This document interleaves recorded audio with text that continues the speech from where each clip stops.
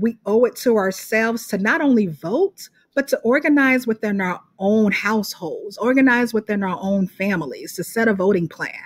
Because again, if they did not care so much about you voting, they would not be doing things to suppress it.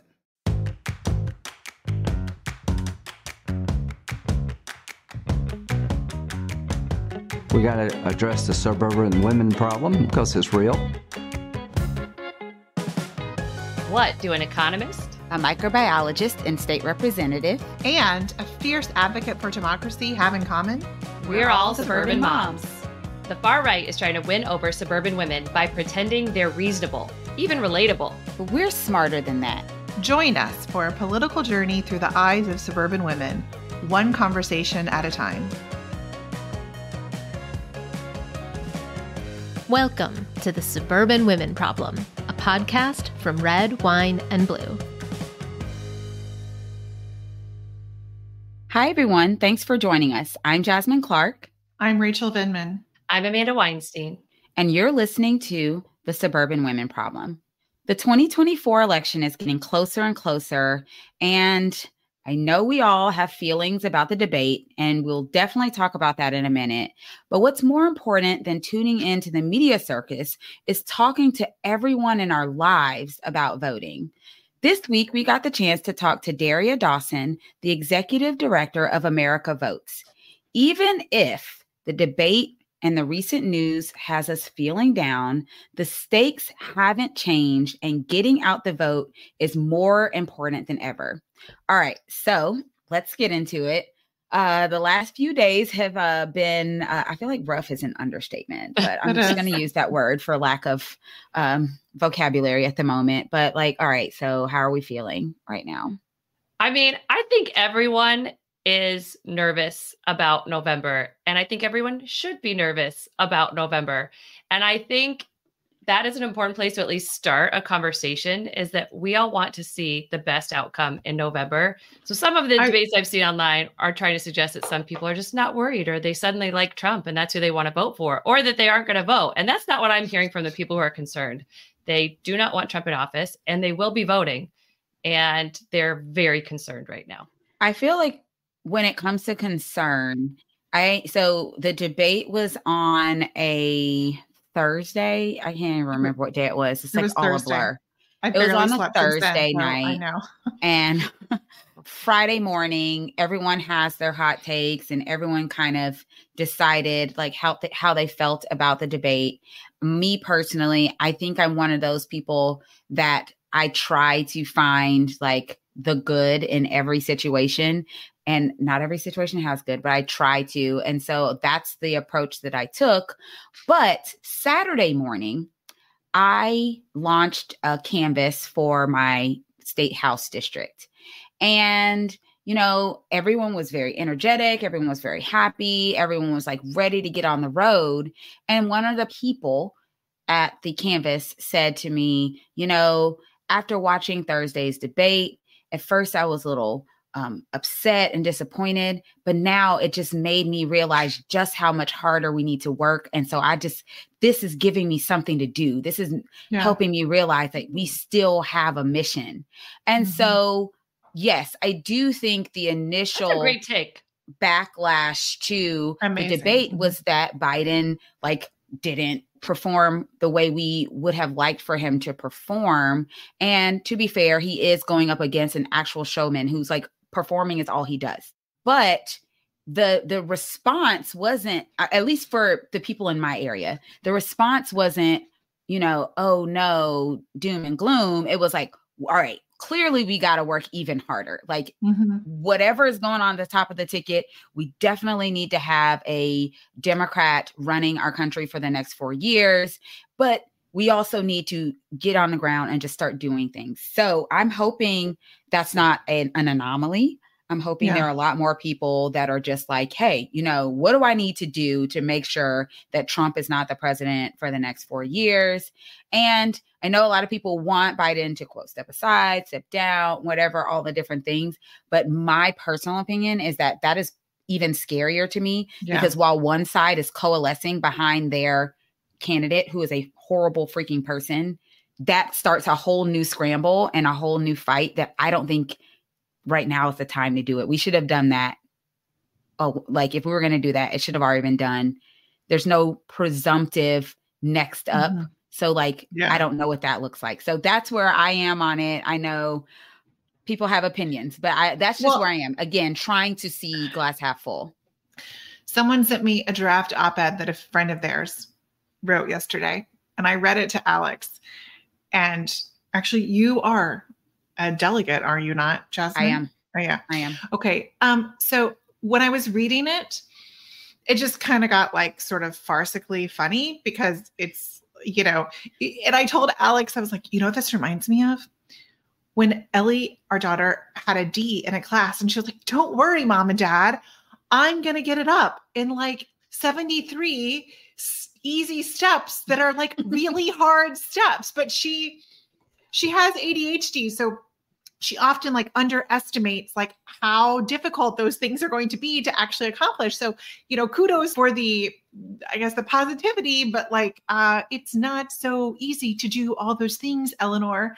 And that is exactly what I thought when I was reading this. I was like, oh, okay. So we just have to get people to like change their mind. Then they have to declare they're tried and true Democrats and it's all good. And as long as they do that and they swear this weird like oath, then they can just change their vote no matter what, because something has happened. And I'm sure we'll get like plenty of people to do that, like on their own in the next month. It'll all be fine. I was like, come on. But I'm going to take this to a different place because I feel like there's a bit of an elephant in the room that we sort of need to address. Any suggestion of Joe Biden stepping aside and the nominee not being Kamala Harris is deeply upsetting and offensive. Yes. The reason why it's upsetting is because we're suggesting like the vice president not being part of this. And guys, if you didn't hear her on Thursday night after the debate on CNN and MSNBC, which I almost never watch, but we watched both of them, she was amazing. She was so good. I do not know why she's not out every day, why she is not, because she is. But when she does, and she does amazing speeches we've talked about on the pod before, she does such a great job, and the media doesn't cover it. They just don't. Do you know what they want more than anything? CNN is dying. What they would love more than anything is chaos that keeps people, a change that gets people to watch their network because they need the ratings. They need the ad revenue. They need people to watch. And that's the really dark, perverse side of this whole thing that we're doing right now is that the media's role in it is really unsavory. And I'm not going to accuse all of them of even understanding what's happening because maybe they don't, but it is still a motivator for so many people. Every call I've seen for Biden to step aside has also been coupled with Gavin Newsom should be the new candidate.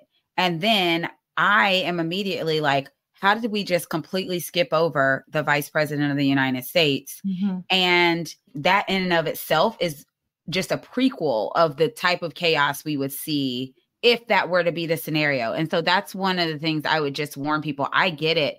I mean, to be honest, I'm just going to say this, and Amanda, I definitely want to hear from you too. But to be honest, like I feel a pressure every time I speak, every time I do anything, sometimes even just being at the grocery store and not like doing the wrong thing. I always feel a pressure to do the right thing, but I always hope that if I mess up, there is room for grace and I can bounce back. And I'm just not feeling that. Like as a person who is elected, who tries really hard, but does have bad days, I just can't imagine what it feels like to have a bad debate. Mind you, it's in front of everybody, it's televised, all this stuff, but to have a bad day and then the people who are supposed to be backing you being like, get out, like, you expect it from the other side. But I think, and I dealt with this a very small number of times where I didn't do something that someone expected me to do. And their backlash was just all out like, I hate you now. And I just don't see the other side doing that. Like this man is dangerous. And there's so many people that will acknowledge that he is dangerous and still vote for him. And I love how principled Democrats are. That's something I love about being a Democrat. But sometimes I do think we we beat ourselves up in a game where we're supposed to be fighting the other side. I definitely think we beat ourselves up definitely more than the other side. To me, the other side falls in line when they're told to fall in line, and they just follow whatever, in this case, Trump says that they should all believe and think and feel and do, which I don't like. And that's a terrible process. But I also see what I've been hearing from a lot of people, and what a lot of people have been worried about since before the debate was, how in the hell did we get here? Right. That debate was embarrassing as a country. Those two, like both those of them. men up there, hearing that up there, I'm having a hard time how they got there, right? In an imaginary world, and I get we're not in an imaginary world, but let's say we are, right? I would love Biden on day one to say, I'm a one-term president. I'm going to do everything I can in my term. You have me for one term. Get up for it and get ready for that primary at the end of 4 years. I'm going to do everything I can in this one term. I don't have to worry about re-election, right? Imagine the world that we would be in. But he didn't, right? All right, so we're not in that imaginary world. But that was something that I think a number of people have been thinking about for 4 years, about 4 years. But we also, as Democratic Party, I think, have an amazing bench. And I would put Kamala Harris squarely on that bench. And I don't know why she hasn't been more front and center. I guess that was also not for me to decide. In my imaginary world, she would have been out there as much as Biden the entire time, even just realizing his age. I just don't. I understand people's feelings of what are we doing here? How in the hell did we allow structures that got us here? And let me tell you, I don't think it was democracy that got us here. I think it was people making decisions as a party, trying to guide where people should be and where people should vote, rather than really listening to people. The majority of Americans think there should be an age limit. Put in a goddamn age limit for the Supreme Court, the presidency, every federal position. Majority of Americans think it should be there, right and left. I think it's frustrating that we don't have stuff like this right now. I'm just going to tell you, I think the group that's going to save us is women. I think that women are really good at seeing a situation and be like, well, this is a lot of shit, but let me clean it up. Let me just roll up my sleeves and get to work, because no one's going to come do it except me. And that's it. That's where we are. I do want to push back on one thing, though. Kamala has done more as a vice president than I've seen any. I cannot tell you a single thing Mike Pence did, except for just stand there and look awkward. But the thing about it is Kamala does a lot, but Kamala is not covered a lot. Right. So it's not that 100%. She's not doing the work. It is just that she is ignored, intentionally ignored by the media, by everyone. You know, if you follow her social media, like she's constantly like posting and doing things. It's just not getting the traction. No, I completely agree with you. I think she is one of the most consequential vice presidents in my lifetime. The one thing that I would point to that she has done that's remarkable is she heads the National Security Council Office on Gun Violence Prevention. That is her initiative. But she also talks about reproductive rights. She does speeches. She has done great speeches on reproductive rights, and it barely gets any coverage at all. And it's the whole, if it's really hard to message to people who don't have a news source, but it's even more difficult when you can't even Google it because no one covered it in the first place. And that's, again, this is where we are. This is our hurdle. I mean, the most important thing we have right now. And I'm very excited about our guest today and the interview with her, because the most important thing we can do is to make sure people know what's at stake. They know that they need to vote, how to register. They have a plan to vote, the things we talk about all the time. But that is how we get out of this, because today the Supreme Court finally issued their ruling on Trump immunity. And they basically said a president is immune if they are acting in an official capacity. And was it an official capacity? Well, they didn't really define that, but that can be anything a court says. And what they did was set up a second Donald Trump presidency to be a monarchy, to be an authoritarian situation with very few unchecked powers. And that's what's on the line, guys. Like, that's it. It is our rights, which we've talked about for a long time, but it is everything that we hold dear about this democracy is on the line. And the ruling was about 3 hours ago, a little less than. And I still feel sick to my stomach that we are in this place. And so I don't care who the nominee is aside from Donald Trump. I will vote for whoever is not Donald Trump, period, end of story. Yeah. I mean, my dog could do a better job than Donald Trump. We'd be safer. A dictatorship is clearly what our current Supreme Court majority wants. It is what Donald Trump wants. It is what the GOP want. And they've wanted this actually since a little bit before Donald Trump, if you're following along, what they've been trying to do, right? They are not a big fan of majority rules, of what the majority of people want. They are more a fan of dictators giving power to the dictator and also a very few elite, very rich, wealthy, typically white men, right? This is not great for democracy. This is not great for our country. This is not what our country was founded on in anything I could see, in any, take of it, right? I don't feel that. And we need to be very clear that you're right. This is very important. We don't want this type of stuff. We need to make sure that, I will say the best take I heard was Jasmine say, all right, if what we take from this is it's not all on the president, we all need to help. That has to be the best possible outcome that we take from this. And honestly, this is not just a Biden thing. This is a democracy thing. Democracy requires all of us to be involved. If you want a dictatorship, then sure, pretend Biden's in charge of everything, that Biden's in charge of inflation and Biden's in charge of you name it, and just say it's Biden's fault. That's not a democracy. That's a dictatorship you're describing. We need to be very clear. We have democracy and it requires all of us all the time. So if that's what we get from the debate and seeing what the Supreme Court is doing right now, then that has to be the best possible outcome if we all step up and realize we all have to be part of our democracy.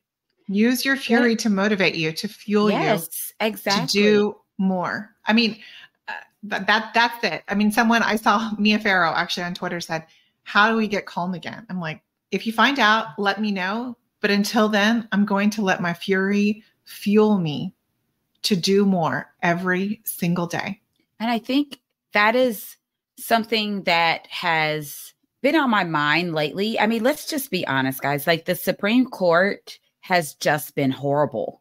So one of the things that I've been thinking about is how the first time Donald Trump ran, and there were all these people that were like, there's no way this guy who is just absolutely horrid, a horrible human being, there's no way that people will elect him to office. And, I think even I was in that camp, no, we can't be this bad that we would elect Donald Trump.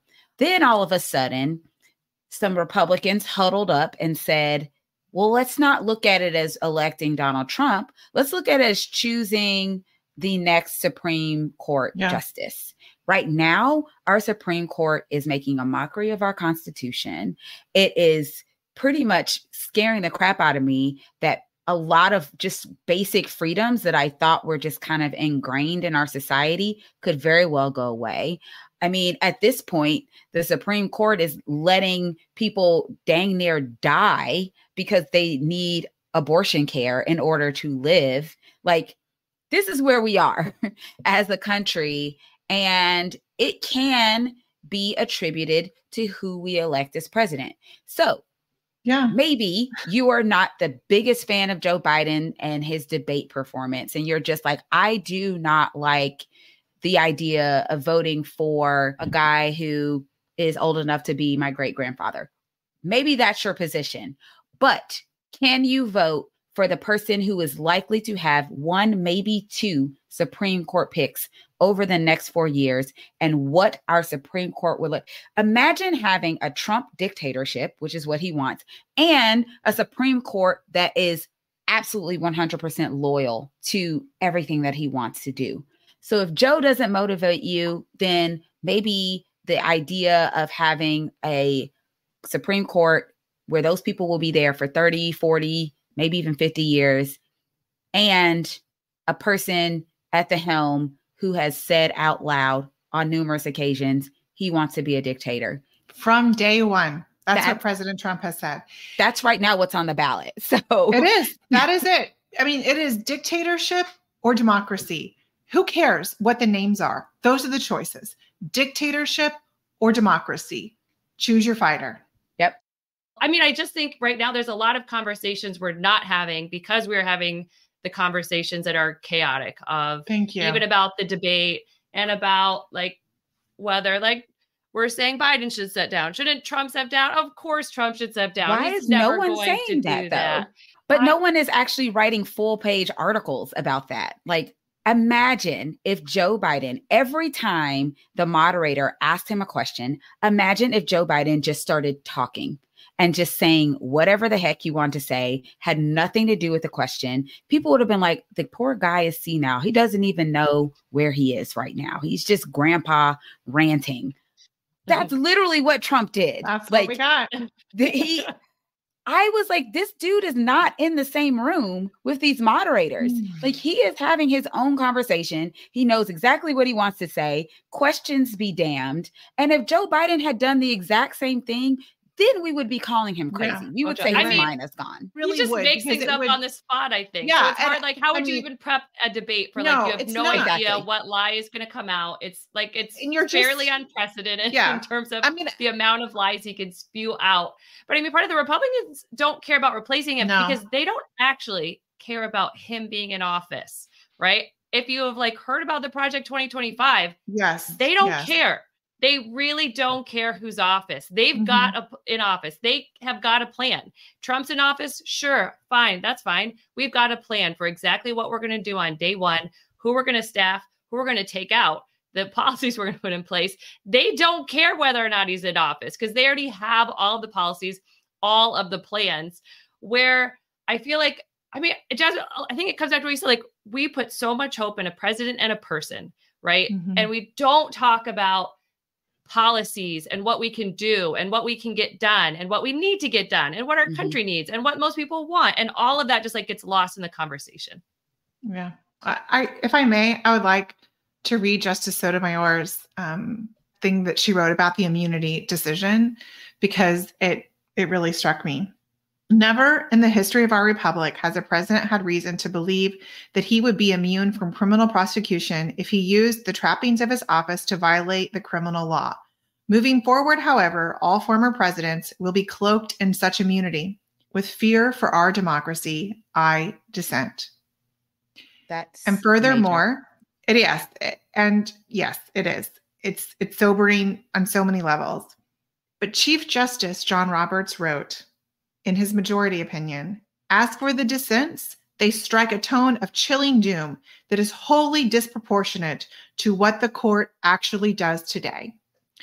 So, you crazy women, you're just so crazy and emotional. The TLDR, which is like, the too long didn't read, to use internet speak, is women are too hysterical.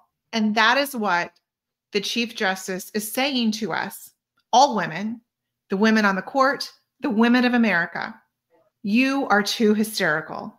Because we were too hysterical about Roe v. Wade too. They were like, oh, it's not that big a deal. You guys are being so emotional about this. You'll forget all about it in a year. So I'm just going to say, George W. Bush appointed Chief Justice Roberts.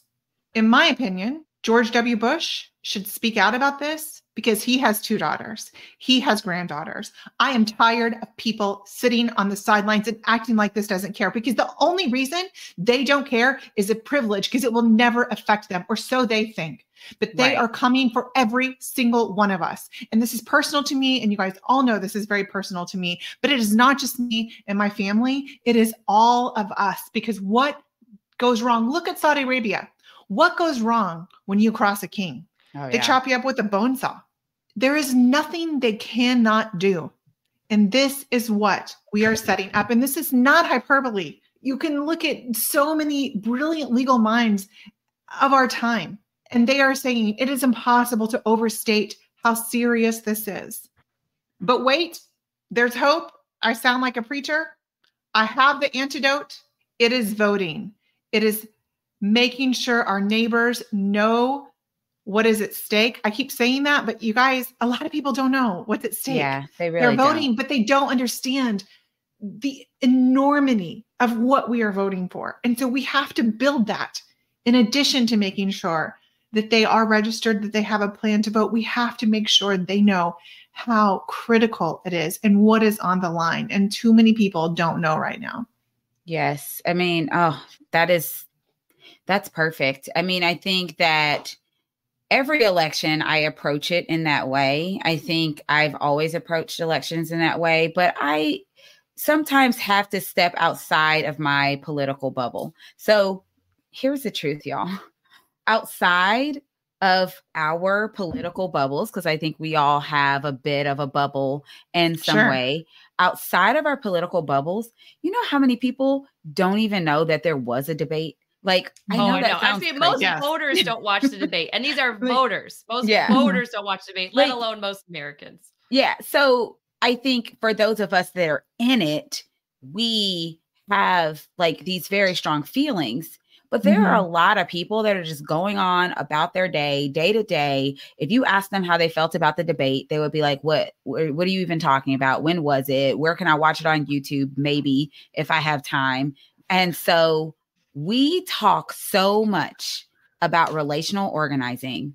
And I think that is truly where we have to go, because there are going to be so many more people that will not be able to have a conversation with you about the debate, but they can have a conversation with you about the things that they're concerned about, the things that keep them up at night, the things that they worry about when it comes to their children, or when it comes to their neighborhood, or when it comes to their quality of life in general. Like, can I afford my medicine? You know, if I get sick, what happens to my family? Those are the things that they actually care about. So I love that we're talking about the debate. I think it's very important because there are also millions of people that did watch.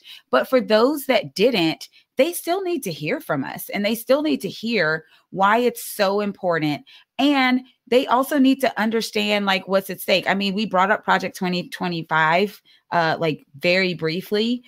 A lot of people have heard it said. They have no idea what's in it. There is some scary stuff in there. Exactly. They've got a plan. And guess what? It's not even really about Trump. It's about all the other stuff that they're just going to get done. It's sort of like, it's not about Trump at all.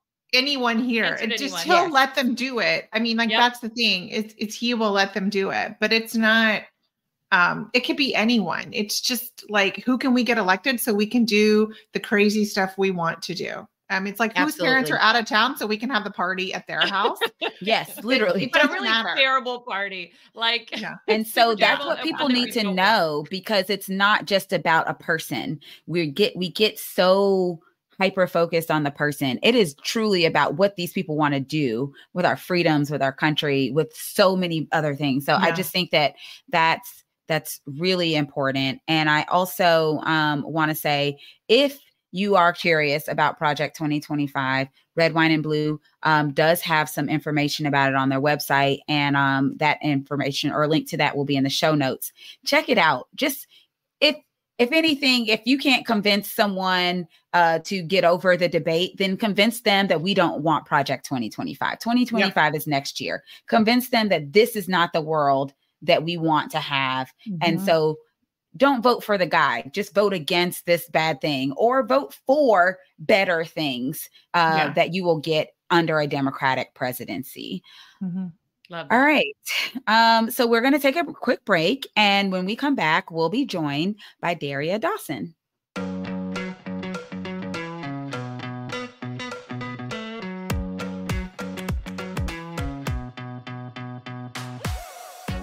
The 4th of July is this week, and honestly, things have not felt great for our democracy lately. But it doesn't have to be that way. There's always something we can do. Here at Red, Wine, and Blue, we are constantly finding ways to connect and make a difference.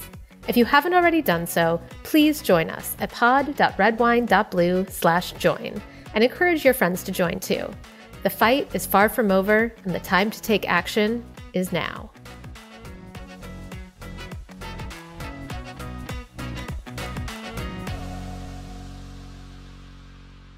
This week, we're joined by Executive Director of America Votes, Daria Dawson. Thank you so much for joining us on the Suburban Women Problem. Thank you so much for having me. I'm so looking forward to this conversation. So let's start with some background.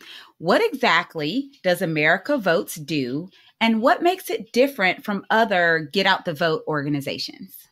Jasmine, I appreciate you starting with that question. So America Votes is probably the organization that a lot of people have not heard of, as we are very well intentionally being behind the scenes. We are a coalition of progressive organizations that basically depend on America Votes to set the get out the vote or spread out the vote, and I can talk about that in a little bit, strategy. We have about 400 partners across the country, particularly in the battleground states. And what we do at America Votes is create a shared strategy and efficiency within the community to make programs collectively stronger. Once upon a time, maybe 20 so years ago, America Votes just is celebrating its 20th year. Oh, wow. You had organizations that had their individual political programs, right? So, the labor unions and the choice groups and the conservation groups, like everyone was basically working towards the same goal, but they weren't necessarily communicating with each other. So basically, we decided, or it was decided, because not me, because that was before my time, that it would make sense if we actually compared notes and be on the same page to prevent redundancy, right? And then also, as we are communicating and reaching out and engaging these voters, how are we keeping track of who it is that we're talking to? Again, to prevent redundancy. So that is what makes America Votes unique and different, because that is really all we are focusing on. A lot of our partners and organizations have a lot of things that are their mission, whether it is protecting abortion rights or whether it is closing the wage gap or protecting worker power. But it's America Votes that is really focused solely on who is it that we need to talk to continue to win elections, to protect democracy in this country. I love this. As a candidate, I definitely can speak to how important coordinating is, because it sometimes does feel like we are all doing the same things at the same time. If we knew someone else was doing that one thing, we could be doing something else to, spread the message as far and wide as we can. But here on the pod, we've been talking about reproductive rights, basically nonstop since the fall of Roe v. Wade. And just curious, how do we make sure that it's not just abortion rights, but also IVF and birth control? All of these things are on the ballot in 2024. So any advice for our listeners? It is honestly a really sad time when in 2024, we actually have to be talking about abortion and whether or not it is protected.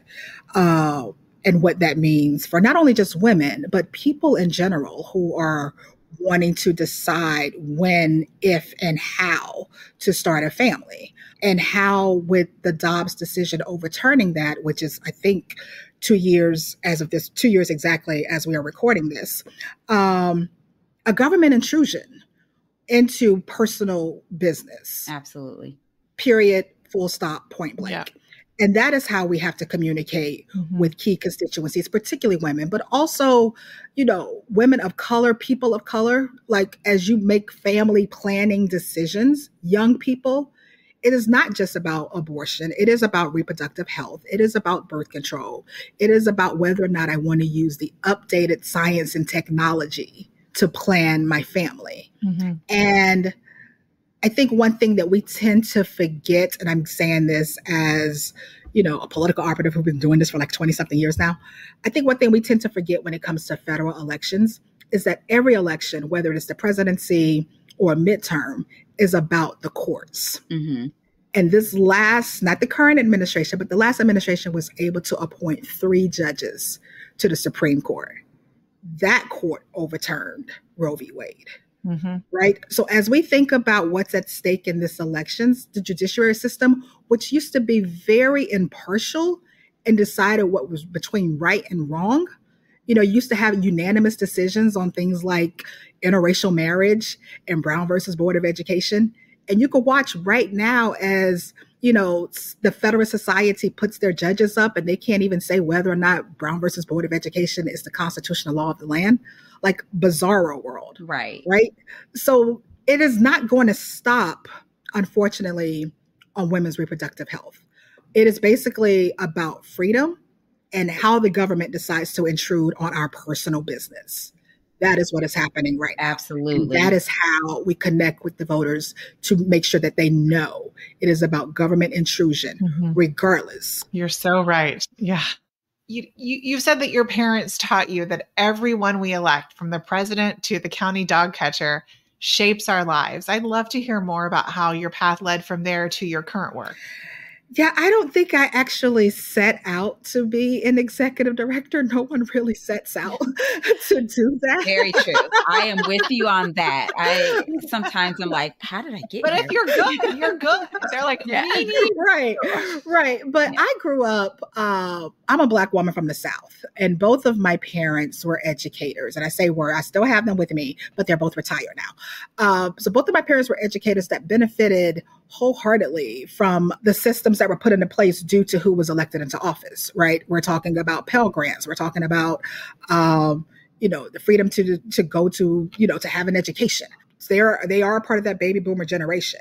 So they saw a lot of the progress that was happening, a post FDR, JFK Johnson administration. And basically were raised by my mom. I can trace back to being a descendant of a slave. And they were raised as your vote is your voice. Absolutely. No one else cares about anything else if you do not vote. And it's unfortunate that right now we're living in a time where people are actually trying to suppress the vote because they know how important it is. And as a Black woman, it was more so like I was raised, like, if your vote didn't matter, then they wouldn't do all of this to try to prevent you from voting. Absolutely. Who's going to put that much effort into it if it doesn't matter? Put that much effort into it if it does not matter. And money, right? Money. Exactly. It costs money to suppress votes. They are literally spending money to stop you from voting. Think about that. Exactly.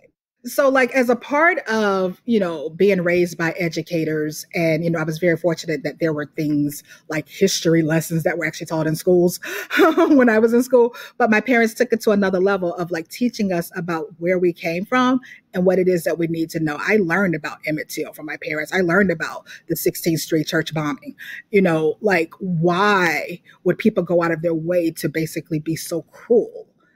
Too many people died for you to vote in this country, and you should never, ever take that for granted. So that I think has it has been instilled in me. And like to this day, even if I wasn't doing this work, it was like, what's your voting plan? When are you going to go vote? Are you going to go vote in mail? Are you going to go early? My brother is like, I'm going to go on election day. He loves going to the polls on election day. But I think it's just, even as a individual, we owe it to ourselves to not only vote, but to organize within our own households, organize within our own families, to set a voting plan. Because again, if they did not care so much about you voting, they would not be doing things to suppress it. Absolutely. And I mean, I hear you bringing up suppression, and there are very concerted efforts on attacking the democratic process, like mass voter challenges, like limiting the ways in which people can vote, limiting the types of ID you can use, all these different things. So how does America Votes plan to counter voter suppression and other efforts to undermine our elections? Is that a part of y'all's work too? So earlier, yes. Earlier I mentioned, we talked about the Get Out the Vote organizations, and I say Get Out the Vote is spread out the vote. And I knew I would have an opportunity to get back to that. So we take a standpoint of like spread out the vote and spreading out the electoral calendar. Because right now, if you get out to vote, typically, that's like the last 4 days of the election, like Friday, Saturday, Sunday. How are people going to be mobilizing to turn out voters in those last 4 days? If there was only one day to vote. Now you're looking at 2 weeks, up to 2 weeks, and in some places like even longer, right? In North Carolina, they actually drop ballots in September to start voting. So we are doing what we call a spread out the vote strategy, which is utilizing the entire electoral calendar. And we do that by voter education, educating voters on all of the opportunities that they have in order to vote, with election day being the very last day that you can vote. So you can request a ballot, educating them on what it means to vote by mail. Do you need a signature? Is it no excuse? When you need to put in that application, how to turn the application back in, just educating them on all those nuances of voting.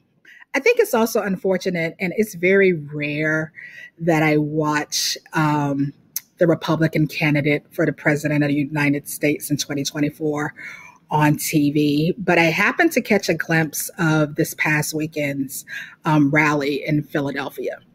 And they're not even hiding it. At all. At all. I actually said, and I had to write it down to make sure that I did not forget it.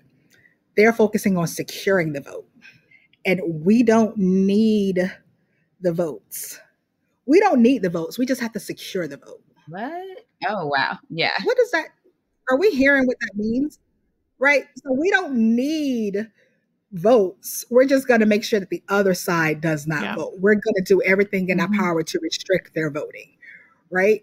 And back to, I also wrote this down, like, we're going to go back to the old days of voting, paper ballots. You know, when I hear old days of voting, I hear one of my ancestors having to count how many marbles are in a jar in order for them to vote. Yeah. That doesn't resonate with people like me. That doesn't resonate with people of color, I hope. And it shouldn't resonate with women because women didn't have the chance to vote to the 19th Amendment. I was about to say, or only, landowners who were white and quote educated could actually vote. We don't want to go, like when they say go back, what old day are we talking about? Yeah. How far back are we going to go? It could go way back. And when we talk about the Supreme Court, we have a number of justices who are originalists. If it was not original in the Constitution, if it wasn't explicitly said in the Constitution or an amendment, they don't believe it exists. It's just the state's rights to choose. And we've seen what the states are doing. Yes. And it is important. It is very difficult to overstate the criticality of this election. And I find myself in a place where it's really challenging. I heard someone who may be, a parent of my husband who mentioned they wanted to vote for Nikki Haley. And the tough part, I have a hard time staying calm because let's say you just really want to vote for a Republican and you want there to be a normal one. Okay. None of one of those things are true, but it's the Supreme Court for me. It is saying I am okay with, or that person is okay with my daughter losing rights for a generation. And that is what is at stake. And it's just so difficult to communicate that without sounding crazy to some people because they're not really like plugged in. But I do think it's helpful at times. I also try to avoid anything the former president says and does. It is helpful sometimes to use their words against him because they tell us, they're telling us out in the open what the plan is. They're trying to keep people from voting because they know if they can suppress the vote, they have a much better chance of winning because there are more of us. That is why they're so scared. If we mobilize the vote, if we get out the vote, they lose. We know that and they know that. So it's just a numbers game in November. Yep. I couldn't have said that any better, Rachel. And you mentioned something about like the state by state piece. And I will tell you, I'm a historian by trade. I majored in history in my undergrad. And when I hear folks say like, we're going to leave abortion to the states, you know what else used to be a state by state issue? Slavery. Exactly. Right? I'm free in this state and I cross the state lines and now I'm a slave. No. Yep. And that is what I think of all the time when I think of abortion. Because when they say they're going to make it criminal for you to leave a state in order to seek abortion care, that's what they mean. Same tactics. You will never have freedom. It's not a new playbook, y'all. It's not a new playbook. And I think that's what people don't. But people just have to realize this is where we are. This is why they don't want us to learn history. Exactly. Right? An ignorant society is an impressionable society. This is all a grand design. And we have to, thank you all so much for this podcast. We have to continue to talk to people and speak to them in their language because it's not a game. We can't afford to be apathetic to voting because I'm not excited about the candidate. Oh, gosh, I know. Speaking of all that, a couple of weeks ago, we also had a really interesting conversation about intersectionality on this podcast. And so I just want to ask, how does your identity as a Black woman shape the work that you do? Jasmine, I appreciate that question. It's was a very big deal for me to be appointed as executive director of America Votes earlier this year. And I think it was a big deal because when you talk about progressivism and progressive organizations, they were mostly led by white males, white cis males on top of that. And I think what you've seen in the past couple of years is the progressive movement wanting to make sure or ensure that those in leadership, those who basically led the movement, represented the voters that we needed to engage to continue to be a part of the movement, right? So I don't take it lightly. To whom much is given, much is required. I know it's my responsibility to ensure that other leaders of color, other women of color are also feel comfortable being leaders in this work. And I will say the experience that I have, just life experience. I gave we have an annual conference every year. And in my speech, where my team did a very fabulous job rolling me out, I talked about what it meant for a descendant of slaves to talk about voting in America, to lead an organization that's focused on voter mobilization. And to take on that work, particularly in this time when there are folks who are wanting to take that away from me and my family, people who I love, people who look like me, other women, those of the LGBTQ community. It is more so about the collective we than the me. And that is how I've always tried to take upon this work. When I started out in labor, being an advocate for workers, when I worked on multiple campaigns of who is going to be the best person to be in this office that's going to care about the collective we. I love that. And I think there are too many people in this country that are all about me, which make those decisions, Rachel, to your point about who it is they rather have in office because that resonated with how I'm going to benefit from this. But when we all benefit, when we all are able to succeed, it's a better country, exactly. Right? It is. You still benefit, but other people do too. You still benefit when other people benefit. Yeah, exactly. And this elected official may not do everything that I want them to do, that I need them to do. But if my dear brother or sister is benefiting from that, I'm going to benefit from it too. Mm-hmm. We've lost our sight of caring about our neighbors. Yeah. And caring about ourselves as a community. That's what I like about progressivism. You want to call me progressive? Fine. Yeah, I'm for progress. And I'm definitely not for the opposite. Progress. I think who's anti-progress? They it's are. weird to me. Yeah. You can call me that and think it's pejorative, but it's not. I know. That's a weird insult. Yeah. You're for progress. Oh, bad. No, it's not bad. But this has been absolutely great, Daria. Before we let you go, we always like to ask our guests some rapid fire questions. So are you ready? I'm ready. I'm nervous, but I'm ready. You got this. I promise. All right. So first question. So this is going to be a stressful summer as we come up to the election, but we have to find some time to enjoy ourselves too. So what are you most excited about doing this summer? As of this recording, we're 134 days on voting, not that I'm counting. So I live in the DC area, and what I love the most about living in DC in the summer, besides the heat and humidity, is the rooftop pools and the rooftop bars and just being outside. I think it is just, for me, just a moment to have a little bit of balance before the craziness starts in the fall. I say that all the time. As a candidate, I say that as well. So I'm with you 100%. That's what I'm looking forward to. And a nice, good margarita with a salt rim. I love it. Makes everything better, particularly the spicy rim. But the spicy rim. All the above. What fictional character do you think would be the best president of the United States? You know what? I'm going to go with my favorite show and my favorite character on my favorite show, Dr. Miranda Bailey on Grey's Anatomy. Oh, nice. I think what would make her a good president is that she leads with compassion. Mm-hmm. And she really does have a sense of doing right by people. All right. So aside from voting, how can our listeners get involved this year? Please vote. Please, Yes. please vote.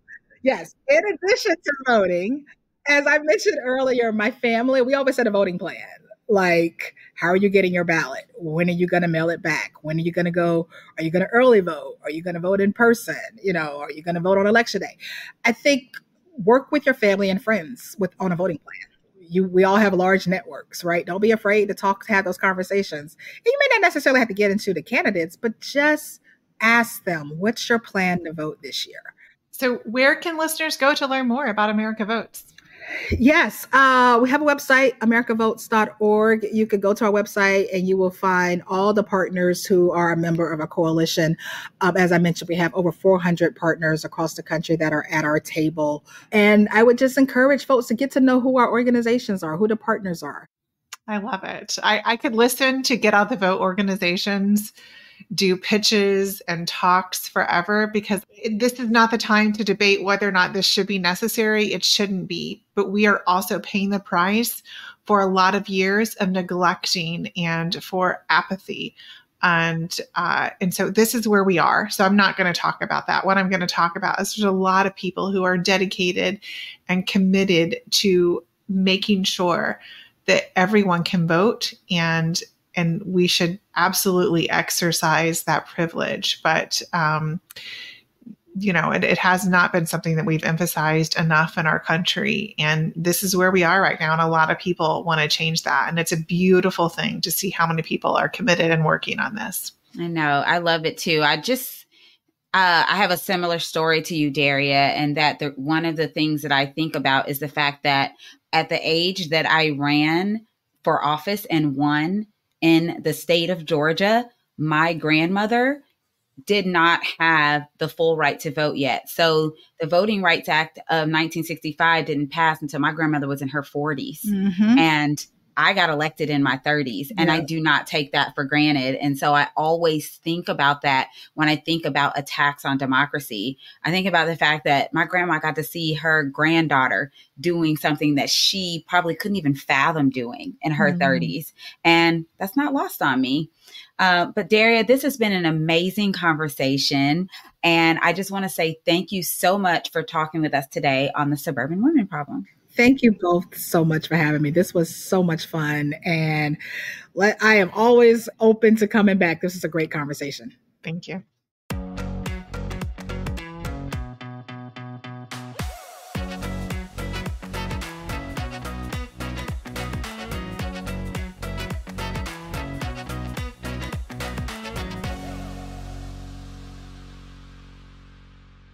Welcome back, everyone.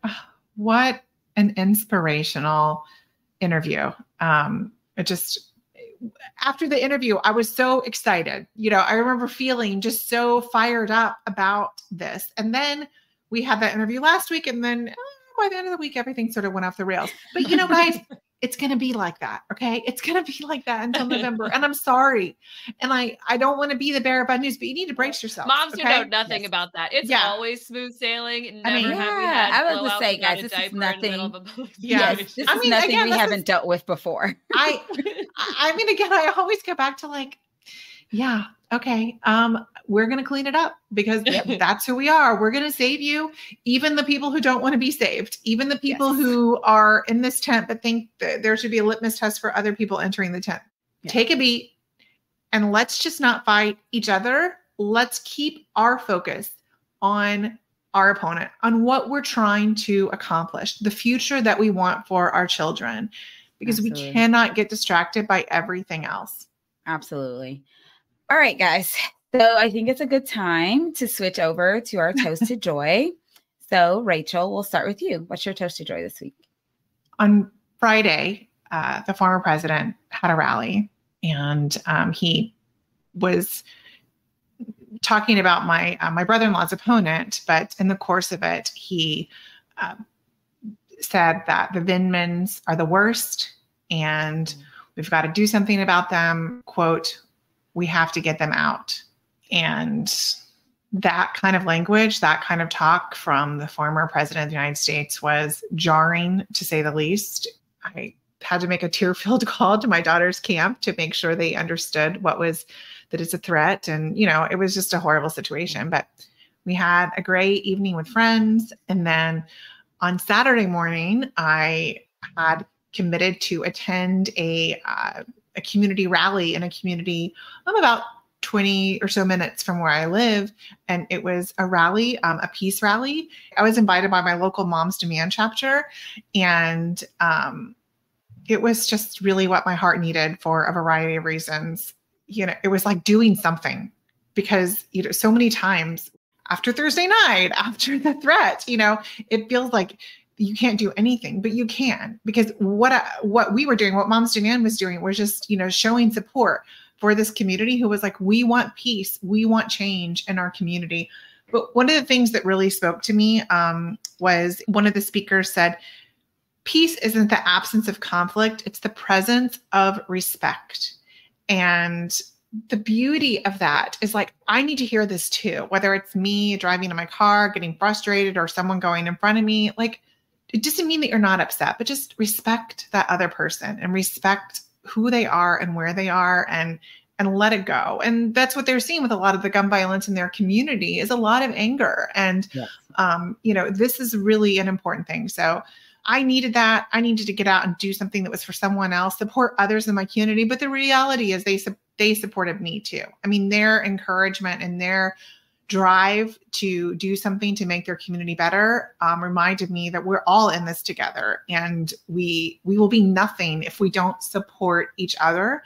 And that is now, that is in November, that is after November, that is all of us standing up for each other to make our community and our country a better place for all of us. Anyway, so just, to getting out of your head a little bit, that's my toast to joy. And I think we all know this, but when you start getting the most frustrated, get out there and do something for someone else. And chances are you're going to be blessed by that too, even more so. What about you, Amanda? What's your toast to joy this week? I love that. So mine is actually like somewhat similar. And my toast of joy is to community and all of the things that hold our community together as a community. Mm-hmm. So Casey and I have lived in Ohio for over 20 years now. We've been in Northeast Ohio for almost 10 years. Yeah, 10 years. And we got to go to just a birthday party for little boys in our neighborhood, and to watch our fireworks for our community. And just talking with different people at both of those parties, like they are, a lot of them from the area, like, oh, this is my high school friend. This one, we lived in the same neighborhood together. And you would never have known that like Casey and I were like new to the area, right? Mm-hmm. It was like, oh, of course you're one of us now. And our community has been so good. It does. So welcoming. There's this fabric of community that I really feel in Hudson and Ohio in general, that I think is something that when you live there, you know it, and you know how important it is. And you also start to see, especially being in an elected office, what policies can do to build up that community and support that community. And I think it's really underestimated how important our communities are and all of the fabric that holds our communities together. So my toast of joy is to our communities. All right, Jasmine. So at first, my toast of joy was going to be to the group that went out and knocked doors for me and the new precinct. I also want to toast to all of the people in my area, and some even not in my area, who have been supporting my school supply drive that I do every year. This is my 4th year doing it. And every year, I just get this overwhelming support from my community. And every time at the beginning, I'm like, oh, well, what if no one shows up? Or what if no one brings me any school supplies? And like, am I going to be able to deliver for these families? And every year, like clockwork, my community shows up for these families to make sure that the kids are ready for school. And so I want to just give them a toast. I had 2 school supply drives where I was collecting the school supplies at our local farmers market. And I mean, the support was amazing. And people were also sending me stuff via my Amazon wish list, all these different things. And it's just been amazing. And I just really appreciate the people in my community and the people who support me near and far. Like, it does not go unnoticed, and it is I'm extremely gracious for it. Oh, I didn't know you had an Amazon wish list for this. Now that I know, I'm going to need the link. So please text it to me. I shall. It's a great thing, I think, just to offer that, to be able, because I often have wanted to donate school supplies and haven't been able to. I was able to easily find a place here last year, but in previous times when we lived in Virginia, it was hard to find a place to donate. So I think it's great that you just do it as a service, because a lot of people are interested in helping, and it can be kind of difficult to find someone to connect with to do it. Yeah, absolutely. And like I said, the families always appreciate it. I can imagine. All right. Well, thanks so much to everyone for joining us today. And we'll see you again on another episode of the Suburban Women Problem. The Suburban Women Problem was created by Red, Wine, and Blue. Our producer and editor is Amy Thorstensen. Our project manager is Lindsay Quist. And our editorial assistant is Abigail Martin. For more information about upcoming events and trainings, or to learn more about Red, Wine, and Blue, follow us on social media or at www.redwine.blue.